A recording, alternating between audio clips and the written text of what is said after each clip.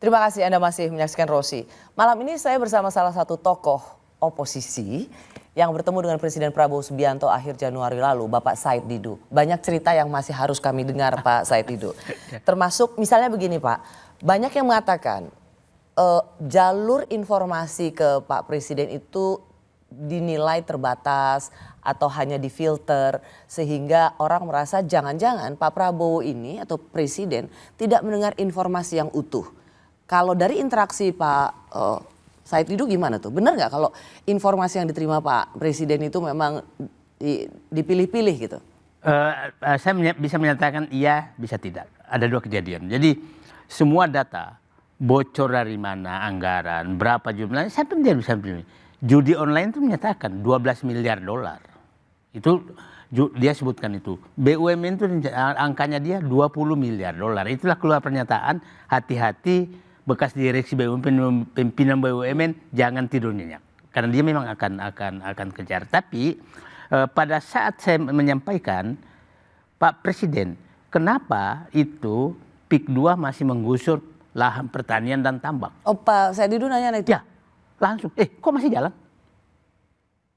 Pak, itu hentikan ya. Nah, maksud saya berarti sebenarnya dan reaktif langsung, bukan berpikir. Artinya di hati dia itu berarti ada informasi yang difilter dong, sehingga dia nggak nyampe itu. Jadi saya menyatakan informasi inti dia punya sampai nama-nama. Nah, dia menyatakan saya untuk menghadapi hukum supaya saya objektif. Kalau ada laporan penertiban hukum, maka namanya kututup.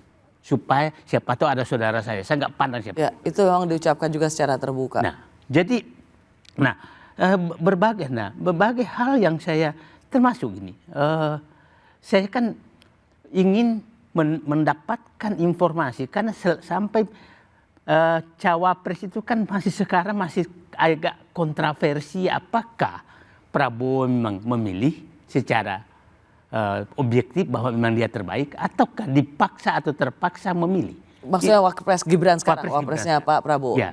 Nah, saya kan ingin mendapatkan, saya kan biasanya ya, saya peneliti, jadi saya ingin mendapatkan apa sebenarnya yang terjadi. Nah, setelah dia menjelaskan bahwa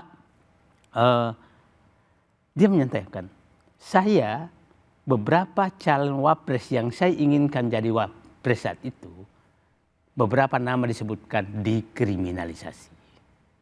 Dikriminalisasi. Artinya ada suatu kejadian dong. Nah, di sini kriminalisasi calonnya dia, di sini berjalan untuk memuluskan Gibran di MK. Nah, masih ingat dulu kejadian. Nah, saya biasanya sudah menganalisis kalau seperti ini. Ingat kejadian ada kata-kata Gibran pada saat Pak Prabowo, Bapak tenang. Saya sudah Bapak di sini sudah waktu itu. Aman, Ya. Bapak sudah di sini. Nah, bagi saya ini ada sesuatu pasti di balik ini. Seakan-akan Pak Prabowo itu sedang terancam dan diselamatkan oleh Gibran. Nah, kita harus ingat waktu Ketua MK, Pak Usman, menyatakan setelah memutuskan yang batas bawah umur, dia kan menyatakan, dan itu dikemukakan oleh Pak Gatot di tempat lain, dia kemukakan batas atas, batas bawah sudah, alhamdulillah hari ini batas bawah sudah selesai, batas atas yang belum. Itu sama dengan ancaman sebenarnya. Hati-hati kalau nggak batas bawah ini. Nah, ini lihat deklarasi Pak Prabowo di Kertanegara itu kan tanpa Gibran kan. Nah, baru ini di Senayan kan baru. Nah, berarti ini analisis saya memang ini. Itulah yang ditafsirkan ini strategi. Hanya asumsi Bapak ini bisa juga dibantah dengan sangat mudah. Karena satu, dalam banyak kesempatan Pak Prabowo lah yang menginginkan Mas Gibran sebagai calon wakil presidennya dan beberapa kali meminta itu kepada Pak Jokowi. Jadi itu bisa dibantah bahwa itu keinginan murni dari Pak Prabowo sebagai calon presiden pada waktu itu. Dan kalau kita lihat juga secara terbuka, Presiden Prabowo sungguh menjaga marwah Pak Jokowi dengan bahkan mengatakan hidup Jokowi, hidup Jokowi. Jadi saya rasa asumsi Pak Said Didu bisa dengan mudah dibantah. Jadi saya ingin menyatakan bahwa itu oke, itu strategi semua. Saya kasih contoh lagi. Dia ingat kasus Garuda Biru. Agustus, Agustus ya, baru tahun lalu. Ya. yang Mahkamah Agung meluluskan, seakan-akan meluluskan Kaisang bisa jadi gubernur Jawa Tengah. Dan ingat saat itu soal demo ketika undang-undang mau diubah soal batas umur calon kepala daerah. Ya. Dan saat itu Dasko sebagai ketua DPR sudah menyatakan besok akan sidang pleno untuk merubah undang-undang pilkada sesuai dengan putusan Mahkamah Agung. Nah, tahu-tahu besoknya dibatalkan. Dan kita tahu yang bisa, mohon maaf, yang bisa memerintah Dasko insya Allah hanya Pak Prabowo. Artinya Pak Prabowo memang kalau orang menyatakan bahwa dia tunduk sekali Pak Jokowi, saya menyatakan tidak. Saya menyatakan tidak. Dia jadi Pak Prabowo sekarang menuju menjadi dirinya sendiri. Apa relevansinya Pak Said Didu antara demo menolak waktu itu batas umur untuk calon kepala daerah yang waktu itu memang ditengarai ini adalah jalan untuk Mas Kaisang menjadi kepala daerah. Nah, apa hubungannya? Kalau Pak Prabowo itu memang dibawa bayang-bayang Jokowi, dia nggak lakukan dong. Dan pada saat pertemuan itu dia menjelaskan bahwa jangan menganggap saya ini dibawa bayang-bayang Jokowi. Dan ada cerita bahwa beberapa usulan Pak Jokowi itu ditolak sama dia. Cuma saya nggak buka di publik. Nah, itu berbagai. Nah, jadi saya menyatakan ketidaksabaran publik seakan-akan Pak Presiden Prabowo ini masih dibawa bayang-bayang Jokowi.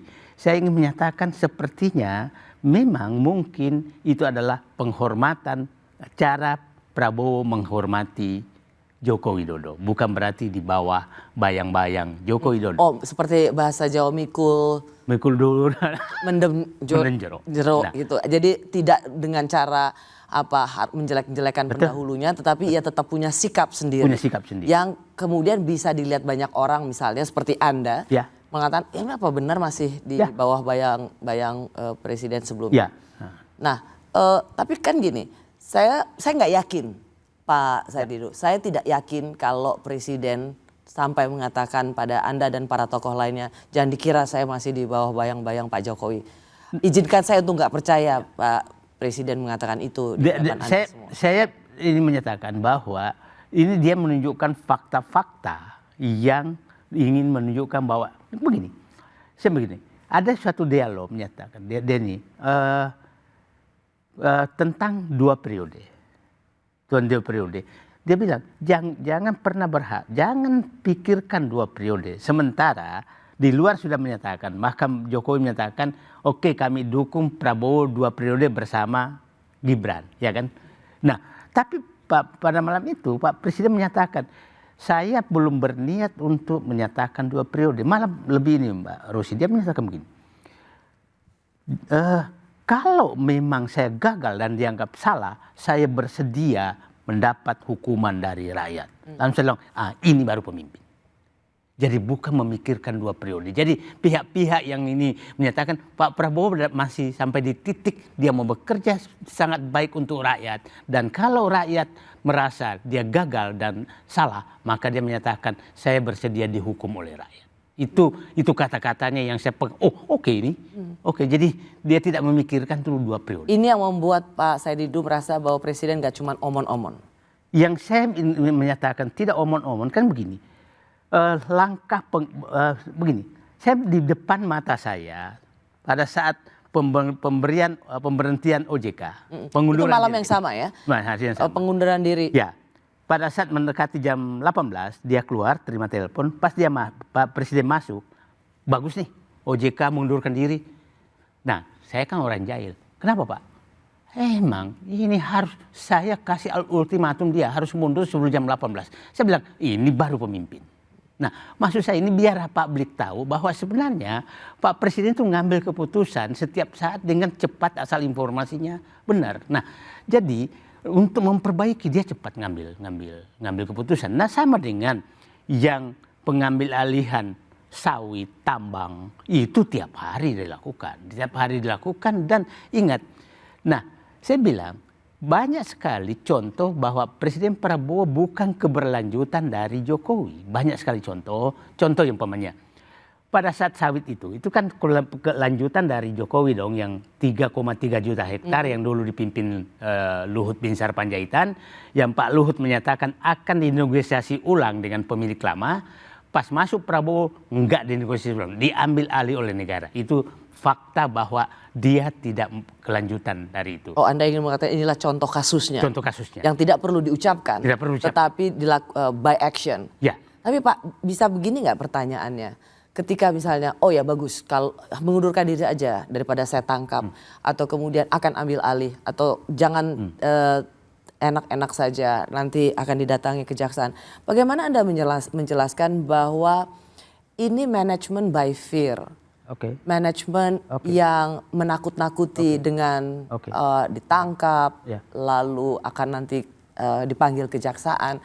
Tidakkah ini menambah kekhawatiran para pelaku pasar, investor, bahwa mungkin maksudnya baik, tapi kalau dilakukan dengan cara-cara masuk penjara, dihukum, dipanggil kejaksaan, bagaimana pelaku pasar bisa tenang?